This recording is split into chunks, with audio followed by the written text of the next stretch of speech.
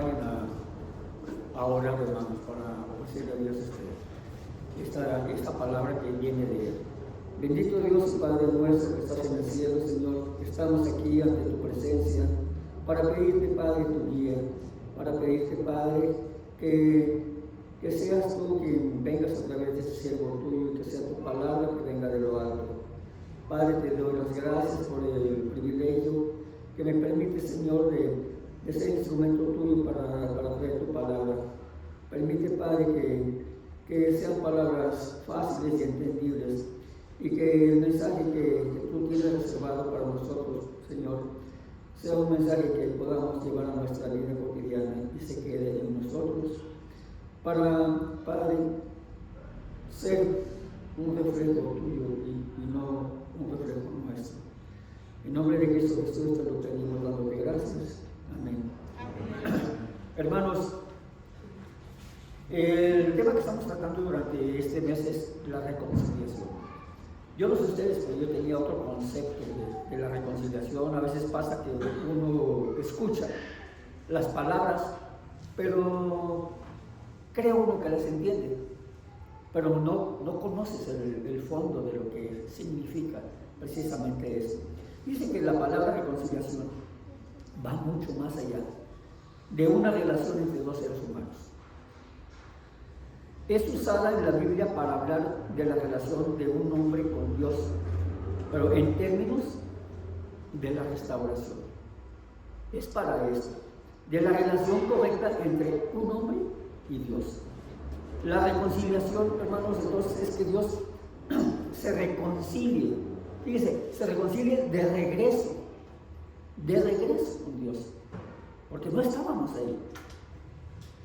Y que el hombre se regrese a Él y Dios venga nuevamente a nosotros. Y de las dos maneras. Ahora, el término familiar en la Biblia es catalazo. Y catalazo, esta palabra significa reconciliar, entre otras cosas. Ahora, este término, catalazo, es usado en el Nuevo Testamento únicamente 2 veces. Esto es en referencia a Dios y el hombre.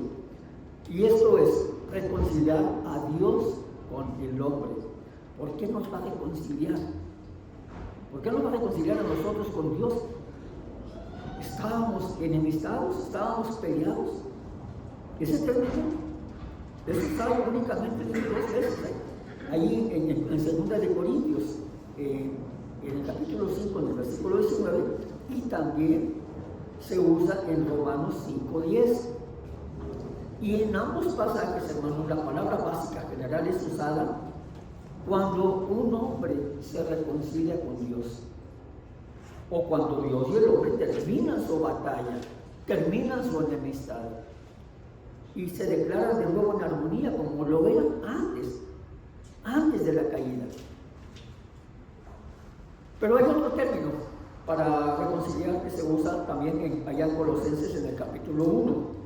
No es catalazo, sino es apocatalazo, que viene siendo una reconciliada, pero en una forma intensificada, totalmente intensificada, o sea, más aún, de tal manera que significa totalmente reconciliado, completamente reconciliado, absolutamente reconciliado. Ya no hay lugar para dudas, ya no hay lugar para un poco reconciliado o medio reconciliado o algo reconciliado, sino total y absolutamente reconciliado. Y este término que es usado allí en Colosenses, hermanos,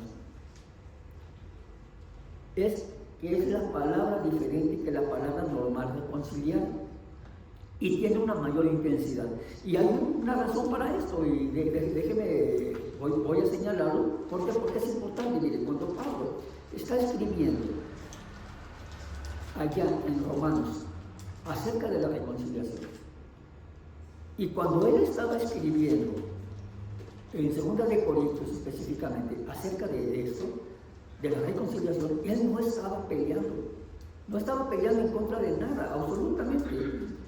Él no está discutiendo en contra de los falsos maestros, de un falso maestro. Él realmente está presentando un punto, el punto de la reconciliación. Únicamente.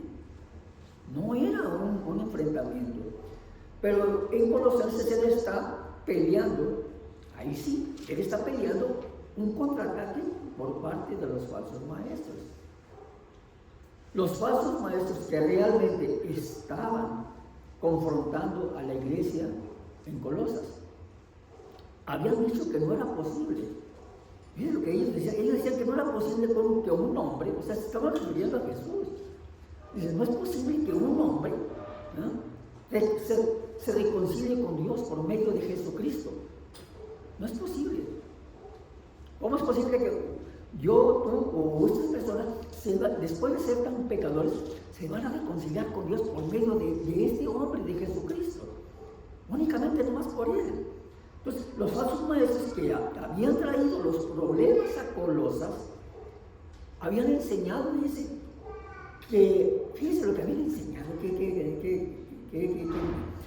que hubo una serie de espíritus, eso es lo que ellos decían, era la enseñanza de ellos, que había una serie de espíritus que emanaron, descendiendo de Dios, de allá del cielo de Dios, y que Dios en cierta manera produjo un espíritu que emanó y que después de otro y otro y otro y otro vino, y simplemente fueron bajando varios espíritus.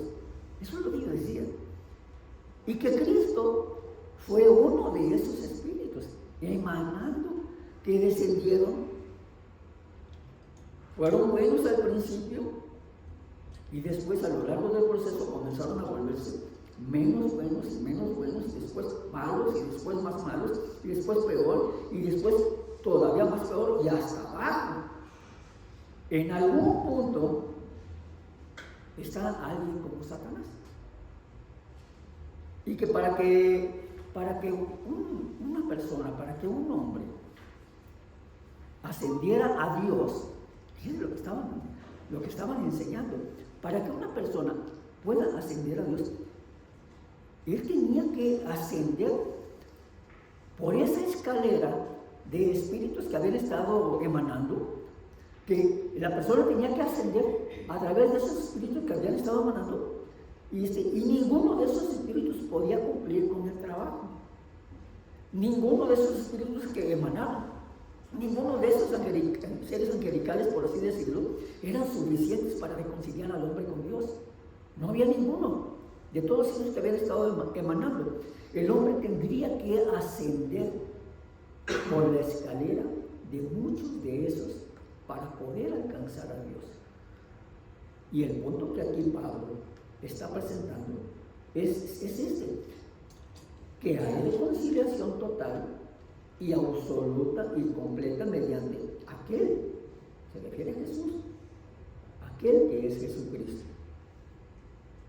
Esa es la razón por la que él usa una palabra mucho más intensa como apocatalazo.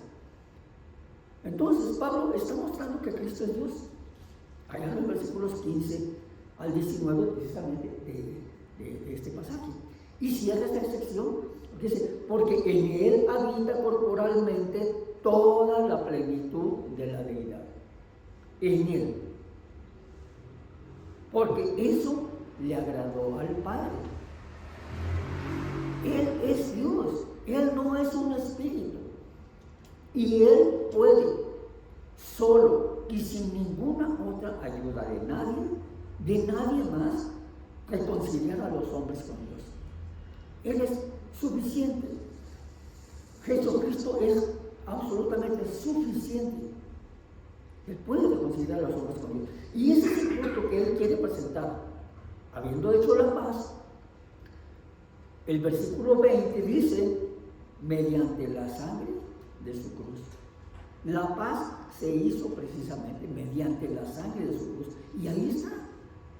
Por medio de él reconciliar, pero fíjense cómo dice, lo que dice, reconciliar todas las cosas consigo mismo, todas las cosas. Esto es Dios reconciliando todas las cosas consigo mismo, ¿mediante qué? Mediante Cristo. necesita subir, hermano, por una escalera ascendente de seres angelicales. Ni yo, nadie, ninguno. No hay ninguna escalera de seres por las que debes de subir para poder llegar a Dios, para alcanzar a Dios. Solo hay uno. Y tiene la capacidad de reconciliar de una manera completa al hombre, a ti, a mí, de reconciliarnos con Dios. Nosotros estábamos enemistados, estábamos alejados, y Él nos reconcilia a pesar del pasado que traemos arrastrando, del pasado que vivimos, de aquellos pecados y aquellas actitudes que nos avergüenzan y que no queremos ni acordarnos de ellas. Ya hemos visto lo que Pablo está haciendo aquí en esta sección en particular. Atacaron la deidad de Cristo, atacaron la suficiencia de Cristo para salvar, porque decían que no era posible, que por eso pudiera salvar a los hombres. Entonces, en primer lugar, Pablo ya allí en Colosenses ya ha aclarado algunas dudas acerca de la deidad. Y él aclara allí en los versículos 15 al 19, y ahora él va a decir, no solo es Dios, no solo es Dios, sino que Él puede salvar. Dudaba que Jesucristo fuera Dios, y dudaban que Él pudiera salvar. Y Él lo está diciendo, no solo es Dios, Él es Dios, y Él puede salvar. Y ese fue el segundo punto de acá, y entonces en los versículos 20 al 23, Él establece la suficiencia de Cristo para salvar, para reconciliar a los hombres con Dios. Ahora déjenme leer un poco yo leí un poquito ahí de la teología de la reconciliación, porque es necesario para que lo entendamos un poco mejor, hermano. Mire, en el Nuevo Testamento, explicándolo de la manera más simple posible, dice, probablemente hay 5 términos que resumen nuestra salvación. Y deberíamos nosotros, si podemos, anotarlo. Estos 5 términos que resumen nuestra salvación, que nosotros podemos hablar de ellos de diferentes maneras a lo largo del Nuevo Testamento, vienen ilustrados y aclarados. En el Nuevo Testamento vienen muchas veces. Estos 5 términos, hermanos, podemos enumerarlos: justificación, redención, perdón, reconciliación y adopción. En la justificación, hermanos, el pecador, ¿qué pasa con él? El pecador está delante de Dios en calidad de acusado. Él es el acusado y es declarado justo. En la redención, el pecador, él está delante de Dios como esclavo. Es esclavo del pecado y se le condena a la libertad. Se le concede. ¿Mediante qué? Mediante el pago de un rescate, que es la sangre preciosa de Cristo. El tercer término que resume nuestra salvación es el perdón. En el perdón el pecador está delante de Dios como un deudor. Y la deuda, habiendo sido pagada, es olvidada. Ya no hay deuda. Cuarto es la reconciliación. Y esto, hermanos, es hermoso. Miren, en la reconciliación el pecador está delante de Dios, pero como un enemigo. Como un enemigo, y se convierte ahí en un amigo. Se hace la paz con Dios. En la reconciliación el pecador está delante de Dios como enemigo.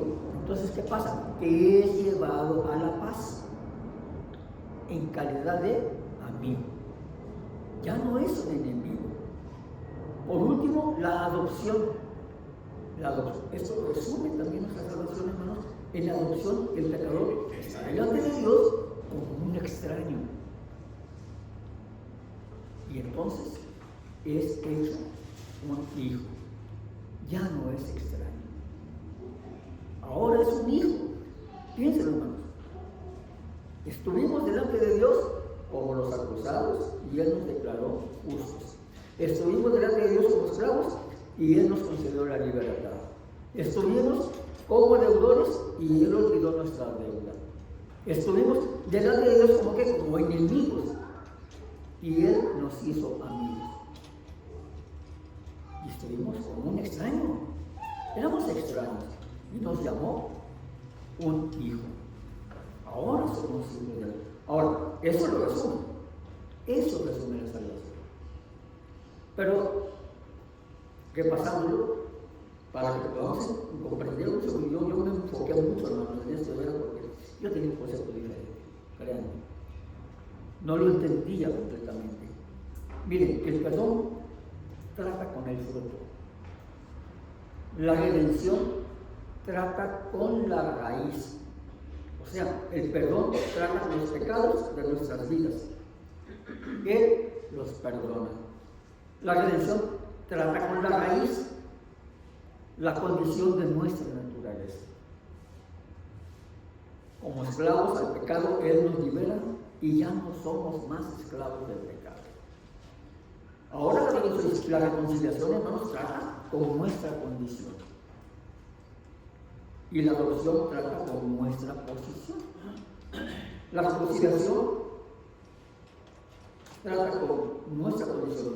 Nosotros nos volvemos sus amigos, experimentamos comunión. La adopción trata con nuestra posición y nos volvemos entonces herederos y coherederos. Y todo esto expresa la justificación. Expresa, hermanos, la justificación. Porque nos justifican. ¿Cómo podemos ver nosotros, hermanos? Cuando nosotros somos salvos, todo fue cubierto, hermanos. Fruto y raíz, condición y posición. Todo ha sido cubierto.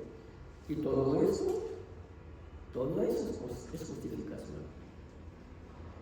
Nadie es más santo que un pecador que ha recibido la gracia. De estos 5 términos que estuvimos hablando, hermanos, el que nos ocupa es precisamente el tema que tratamos, reconciliación, que está en este texto. El apóstol Pablo lo hace el tema aquí, y él precisamente nos da 4 aspectos de la reconciliación. 1, el plan de reconciliación. 2, los medios de la reconciliación. 3, ¿cuál es el objetivo? El objetivo de la reconciliación. 4, tiene que haber una evidencia. Y eso es la evidencia de la reconciliación. ¿Cómo podemos saberlo? El plan, el medio, el objetivo y la evidencia. El primero de ellos es el plan de reconciliación, hermanos. Aparece en el versículo 20, cuando dice: y habiendo hecho paz mediante la sangre de su cruz, por él reconciliar todas las cosas consigo mismo, sean cosas en la tierra o cosas en el cielo. Y a vosotros también, que erais en otros tiempos extraños y enemigos en vuestra mente. Porque haciendo cosas malas, haciendo malas obras, ahora Él os ha reconciliado. Y ahí tenemos el plan básico de la reconciliación, hermanos. Y la frase clave es esta: reconciliar consigo todas las cosas. Y notemos, después de la frase, la palabra, por él. Y por él, eso es referencia a Cristo. Se refiere a él. Y consigo mismo a Dios. Dios reconcilia a todas las cosas. a todas las cosas consigo mismo por medio de Cristo. Entonces, apoyándonos en una verdad primordial, Dios hizo todo bueno. Dios vio y lo vio y dijo, bueno, es bueno. Lo hizo todo bueno. Lo hizo para su placer. Él poseyó todo porque Él era dueño, es dueño de todo. Y no estaba separado. Y el hombre y la mujer caminaban en el huerto al aire del día y en la presencia del Señor. Todo era muy bueno. Pero ¿qué pasó? El pecado entró. Y el mundo se rebeló. Y el universo fue maldecido. Fue maldecido. Separado de Dios. Y vivimos en una tierra maldecida. Eso es lo que pasa. Nuestra tierra ocupa un lugar en un universo maldecido. Incluso los cielos están contaminados. Están ocupados por Satanás, están ocupados por sus demonios. Anda por doquier. Dios va a limpiarlo todo algún día. Y esa es la razón porque cuando la Biblia habla de restauración de todo, lo llaman nuevos cielos y nueva tierra. Todo va a ser rehecho. Está en rebelión ahora. Pero la Biblia dice que Él va a reconciliar todo de regreso con Él, de regreso consigo mismo. Y en palabras más simples, hermanos, Dios va a ser amigos con el universo otra vez. Y esa es la idea. Esa es la idea amplia de la reconciliación. Dios va a terminar la rebelión que hay. Y va a ser amigo del universo nuevamente. Va a regresar a estar en armonía con Él. Pero, ¿de qué manera? ¿De qué manera lo va a hacer? Sí, sabemos que lo va a hacer así, pero ¿de qué manera lo va a hacer? Por Cristo. Cristo es el agente, es el medio. Él va a llevar a cabo la reconciliación. Fíjense, notemos cuando dice, ahí en la escritura, en el pasaje, todas las cosas. O sea, no está hablando de las personas, no, de los seres humanos o del hombre nada más. Está hablando de todas las cosas. Y nosotros, obviamente, nos podemos preguntar, bueno, todas las cosas, ¿a qué se refiere? O sea que todo va a regresar a Dios. Y sí, hermano, sí es correcto. Todo va a regresar a Dios. Todo. Por medio de Cristo. Un universo total y absolutamente redimido. Vean lo que dice Romanos 8:19. Allí en Romanos 8:19 nos dice, porque el anhelo ardiente de la creación es aguardar la manifestación de los hijos de Dios. ¿A qué se refiere? El anhelo ardiente de la creación es aguardar la manifestación de los hijos de Dios. Este pasaje nos ayuda mucho para que podamos entender de lo que está hablando. Hermanos, lo que nos está diciendo es que todo el universo está esperando que nosotros seamos glorificados, ya que todo el universo va a beneficiarse de esto. El mundo creado fuera del hombre, donde son animales, ángeles y demás, no tuvieron nada que ver con que el hombre cayó y con que echara todo a perder. Ellos no tuvieron nada que ver. Y fue Satanás que cayó y echó a perder todo. Los demás, todos los demás fueron sujetos a esa maldición. No por su propia voluntad, porque ya no tiene nada que ver, pero ellos están esperando, como dice el pasaje. El versículo 21 dice, porque la creación misma será libertada de la esclavitud de corrupción. ¿A dónde? A la libertad gloriosa de los hijos de Dios. Cuando nos reconciliemos, la creación entera va a estar con nosotros y la maldición de la tierra será detenida y estará la libertad gloriosa de los hijos de Dios extendiéndose ¿a dónde? Hacia el hecho de que la tierra misma y los cielos mismos que nos rodean, todos van a ser liberados de la corrupción. Y eso es lo que nos está diciendo Romanos 8:19. Refiere el versículo 22, porque sabemos que toda la creación gime a una está con dolores de parto hasta ahora. Están esperando para que sean restaurados los hijos de Dios, reconciliados con Dios. Efesios 1:10 dice que es la dispensación del cumplimiento de los tiempos, así las que están en los cielos como las que están en la tierra. Y es debido a Cristo, y es por Cristo que el universo entero regresa a Dios, todo. Y volviendo a Colosas, los herejes allá en Colosas, y en la Odisea, y en Hierápolis, las ciudades que rodeaban esta área, estos herejes estaban diciendo que el análisis verdadero del universo es dualista. Era dualista, decían ellos, que el espíritu es bueno y la materia es mala. De esta manera lo describían ellos. Y Pablo está diciendo, olvídenlo. No es cierto. Déjense de cosas, olvídenlo. Jesucristo no solo va a reconciliar al hombre, sino que Él va a reconciliar al universo material con Dios. Únicamente está sufriendo una maldición, pero que es temporal. Algún día será reconciliado con Dios. El pecado, vino, arruinó este universo. El hombre lo arruinó, destruyó la armonía entre todas las criaturas y Dios. Pero a través de Cristo el universo va a estar de regreso y va a ser restaurado a la relación correcta. ¿Con quién? Con Dios. Ahí nosotros podemos verlo en las Escrituras.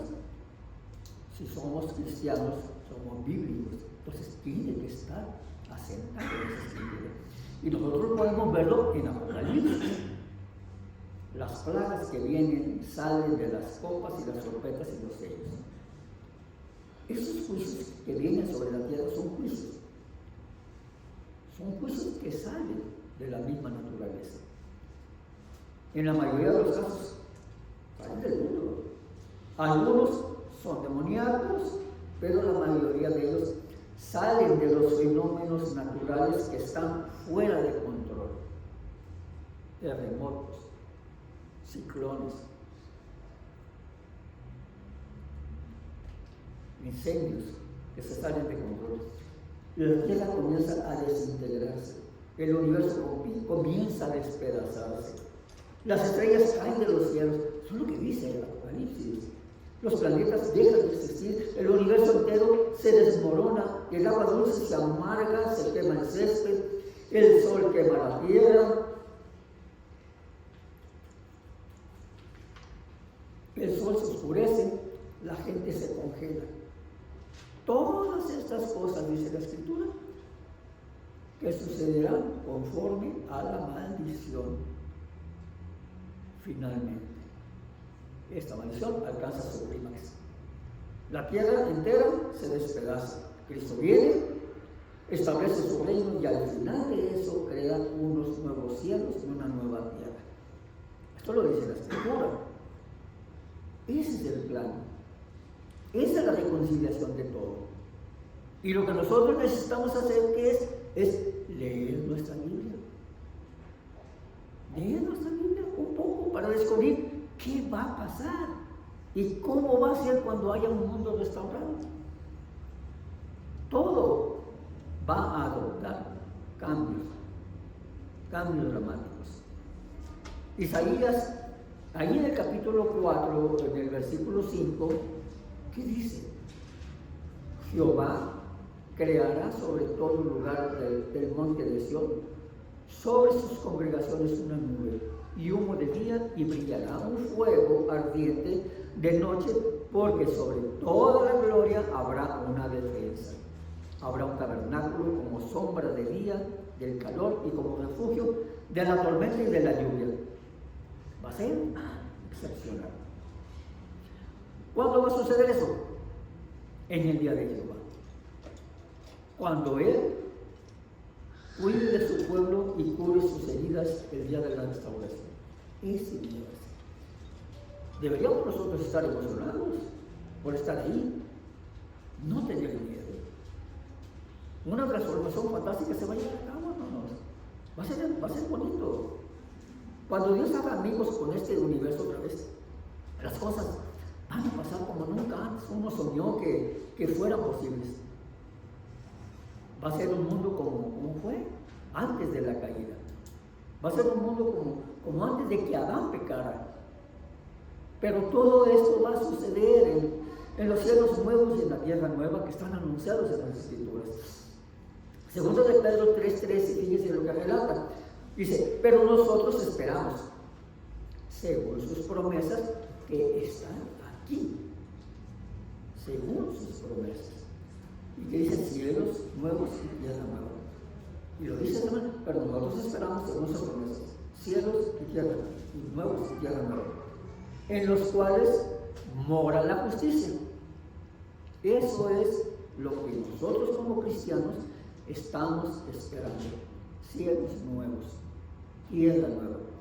Y si vamos al final del libro de Apocalipsis, podemos echar un pequeño vistazo de esto.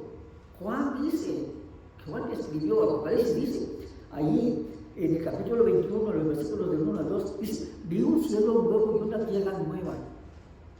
Porque el primer cielo y la primera tierra pasaron. Y el mar ya no existía más. Y yo, Juan, vi la santa ciudad, la nueva Jerusalén, descender del cielo de Dios, dispuesta como una esposa ataviada para su marido. La vi. Él dice, la vi. Yo, Juan, la vi. Cielos nuevos y tierra nueva. Dios simplemente va a limpiarlo todo, hermanos. La tierra va a ser la capital del universo, el lugar de la morada de Dios, una nueva tierra. Algo que parece un poco confuso en esa palabra de todas las cosas, en Colosenses. Hay quienes dicen, bueno, todas las cosas. Creen que al final todo el mundo va a ser salvo. Y los ángeles caídos, todos van a ser perdonados. Y todos vamos a estar entrando al cielo. Como en un vals, así todo el mundo. Pero ¿qué hay acerca de esos ángeles caídos? ¿A poco van a ser restaurados? ¿Van a ser reconciliados? ¿No? ¿Y qué pasa acerca de los hombres caídos? ¿A poco van a ser restaurados? ¿Van a ser reconciliados? ¿No? Como podemos ver nosotros, siempre tenemos que interpretar la Biblia a la luz de la Biblia, no de la opinión propia. Cuando dice, todas las cosas serán reconciliadas, ¿qué significa? Significa todas las cosas para las cuales la reconciliación es posible. Si leemos Apocalipsis 19:20, dice, y la bestia fue tomada, y con ella el falso profeta que hizo milagros delante de él, y los que habían recibido la marca de la bestia y los que adoraron su imagen, fueron arrojados al lago de fuego que arde con azufre. No son atraídos a Dios, son llevados a un lago de fuego. En el capítulo 20 del versículo 10 dice, y el diablo acompaña a este falso profeta y a la bestia. Él fue arrojado al fuego y serán atormentados día y noche por los siglos de los siglos. Y todo aquel, dice el versículo 15, cuyo nombre no fue hallado en el libro de la vida, también fue arrojado al lago de fuego. El que no se encontró inscrito en el libro de la vida. Cuando dice todas las cosas son reconciliadas, no significa ángeles caídos y hombres incrédulos, porque únicamente se puede referir a esas cosas que pueden ser reconciliadas, no a las que no pueden ser reconciliadas. Pero saben, hermanos, hay un sentido en el que todo el universo de Dios será reconciliado. Yo creo que el infierno, si así lo pensamos, hermanos, está fuera del universo de Dios. No pertenece a él. Pero todo lo que está en su reino se reconcilia con él. Todo, por eso se refiere cosas. Todo lo que está en el universo se reconcilia con él. Los seres malos son despojados de su poder, son sujetados mediante el acto de reconciliación de Cristo. El acto de reconciliación de Cristo, como dice Colosenses 2:15, despojó a los principados y a las potestades en la cruz. Y Romanos 16:20 dice, el Dios de paz, Romanos 16:20 dice, el Dios de paz aplastará a Satanás bajo vuestros pies. Los ángeles buenos, los hombres redimidos, se someterán con gozo al gobierno de Dios. Los ángeles malos, ¿qué vamos a hacer con ellos? Y con los hombres malos, van a ser expulsados de la esfera de su gobierno, el gobierno de Cristo. Entonces la reconciliación afecta a todos, hermanos. Mundo crístico, ángeles santos, hombres santos, inclusive afectará a los ángeles malos y los hombres malos. Y doblarán la rodilla. Y no con gusto. No con gusto. Menospreciándolo. Lo van a hacer. Y van a estar en ese momento, no queriendo hacerlo, menospreciando a Jesús. No obstante, lo tendrán que hacer.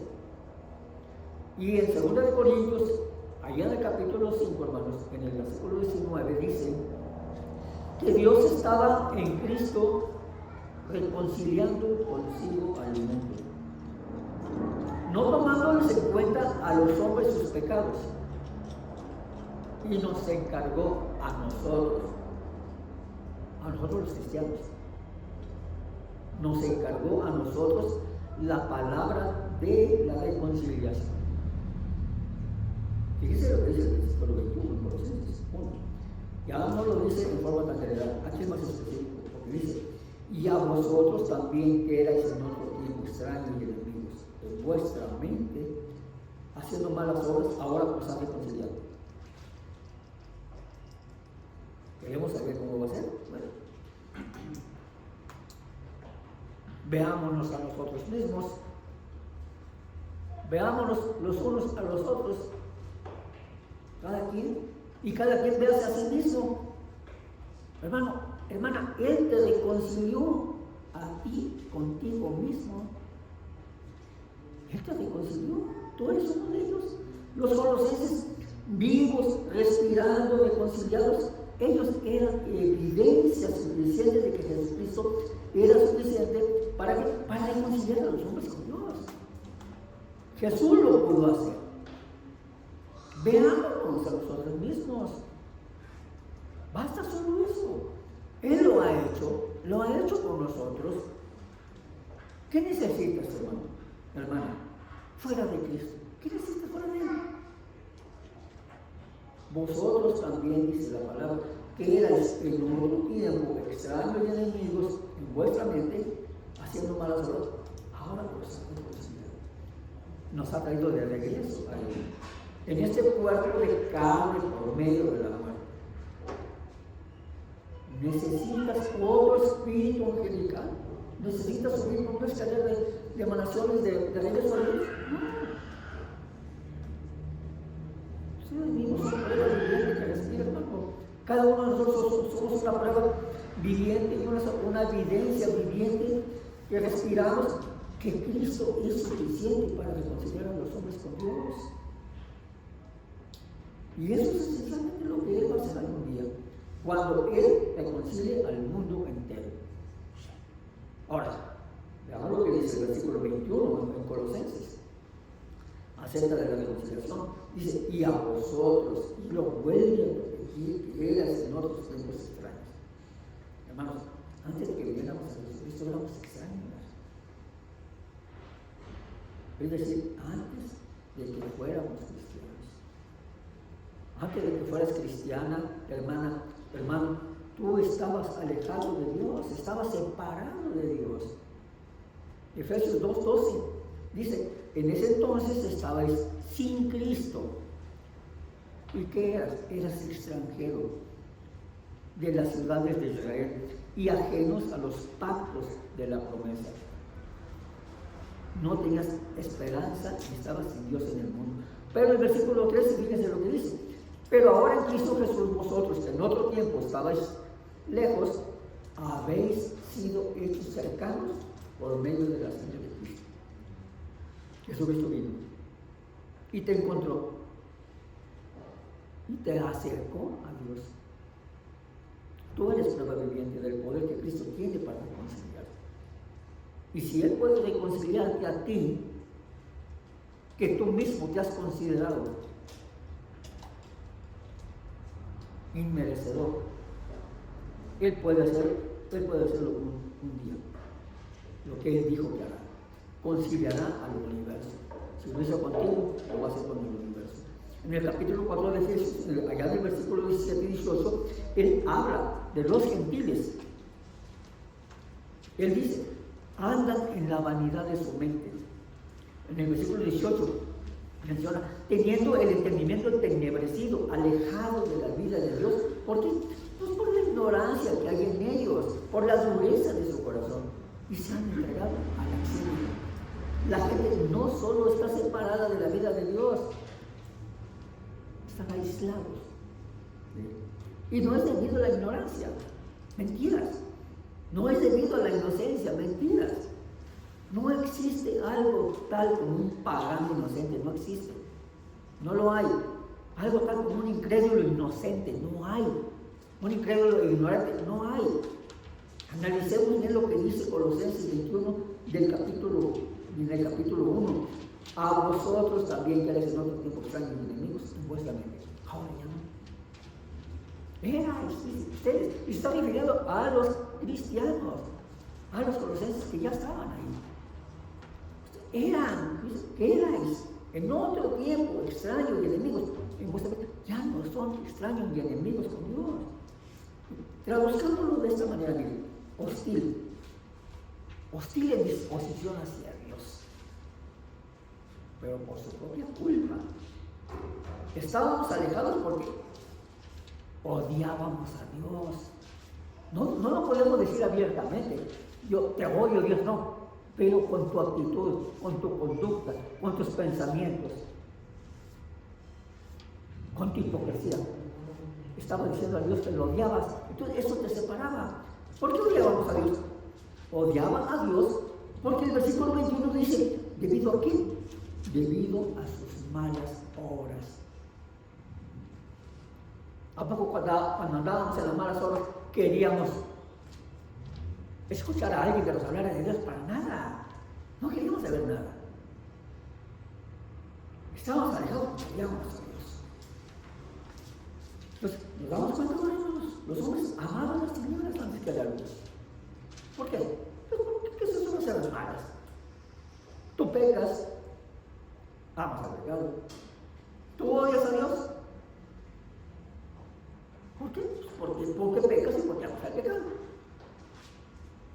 Él reprende tu pecado. Entonces, porque Él reprende tu pecado, tú odias a Dios. Tú estás separado por tus obras malas. Allá en Romanos, en el capítulo 1, dice, en el versículo 21, que habiendo conocido a Dios, no le glorificaron como a Dios, sino que se envanecieron en sus razonamientos y su necio corazón fue entenebrecido. Profesando ser sabios, se hicieron necios. Sigue diciendo el versículo 22, profesando ser sabios, se hicieron necios. Dios los entregó. ¿Qué pasó? Conocieron a Dios, pero amaron el pecado. Pero allá en Isaías 59, el capítulo 59, versículo 2, dice que vuestras iniquidades os han separado a vosotros y de vuestro Dios, y vuestros pecados han escondido su rostro de vosotros, y Él no irá, porque vuestras manos están contaminadas de sangre y vuestros dedos de iniquidad. Vuestros labios han hablado mentiras, vuestra lengua ha pronunciado perversidad. Es tu pecado lo que crea hostilidad hacia un Dios justo. Es lo que crea el aislamiento de Dios. Si los hombres están separados de Dios, hermanos, debido a que son hostiles y a que aman su pecado, entonces tú vas a reconciliarnos, ¿qué es lo que vas a tener que enfrentar? Si hacemos, ¿qué vas a enfrentar en la reconciliación? Vas a enfrentar el pecado, obviamente. Esa es la causa de la raíz del problema. Y entonces la reconciliación como doctrina debe de enfrentar el pecado del hombre. ¿A quién ve Dios en tus ojos? Dice el libro, Señor, me has mirado a los ojos. ¿A quién ve Dios en tus ojos? A sus ojos. Tú estás en Cristo. ¿En quién? Cristo. Tú estás en Cristo. Él te ve en Cristo.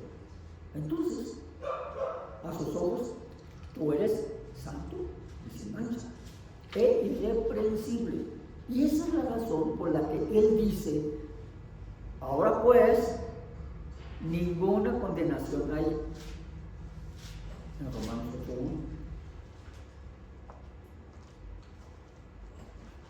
Y esa es la razón por la que dice también, ahí en ese mismo capítulo 8 de Romanos, en el versículo 33, ¿quién acusará a los escogidos de Dios?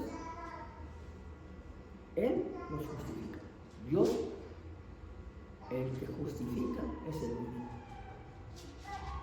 ¿Hay una corte más elevada en el universo que te pueda juzgar? No la hay. Para presentarnos santos, irreprensibles y sin mancha de una manera gratuita, algún día vamos a poder llegar al cielo y decir, hola, soy Luis Omar. Y esa es la razón por la que Él nos reconcilió, para hacernos aptos. ¿Aptos para qué? Para eso, para poder llegar ahí. Ese es el propósito de esto. Finalmente, la evidencia de la reconciliación, hermanos, uno dirá, bueno, hombre, la reconciliación es algo súper, a todo dar. Pero, ¿quién la recibe? ¿Quién la recibe?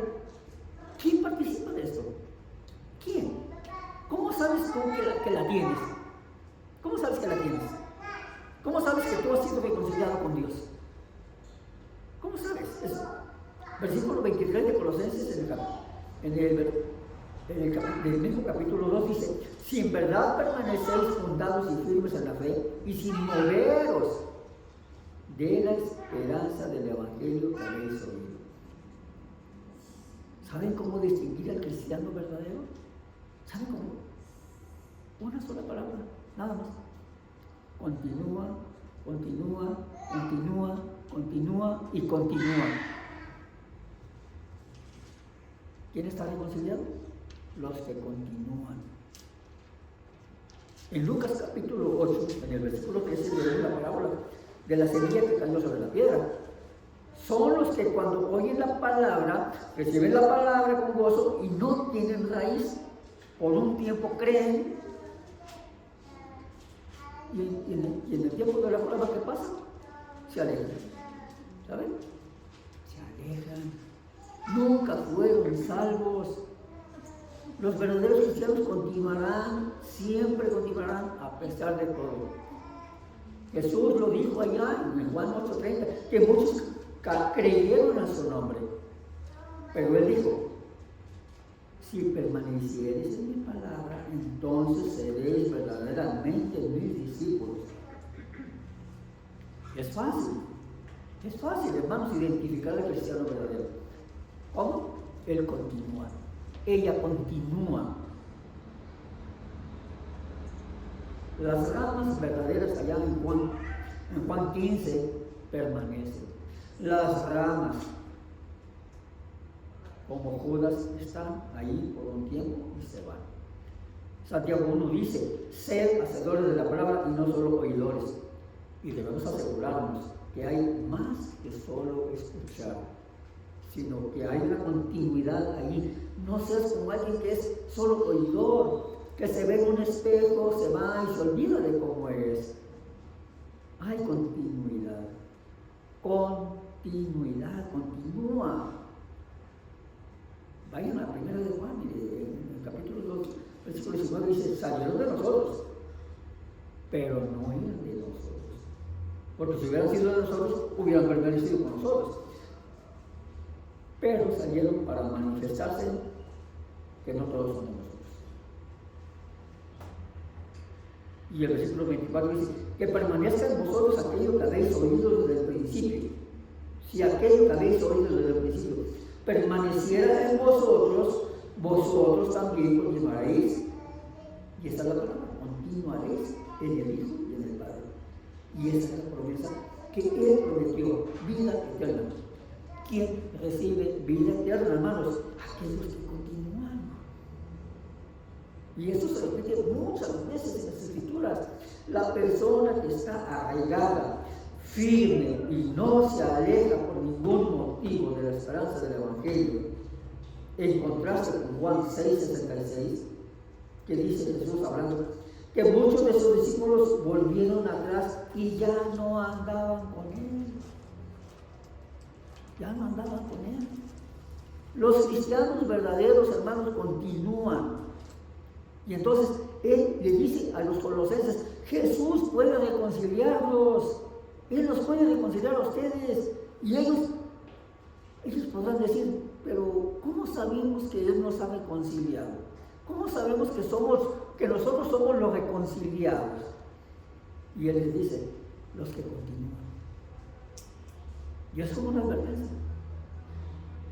Hermanos, no se distraigan con la enseñanza falsa. ¿Qué debemos creer? ¿Cuál es el Evangelio en que debemos continuar? ¿Cuál es? Vean el versículo 23.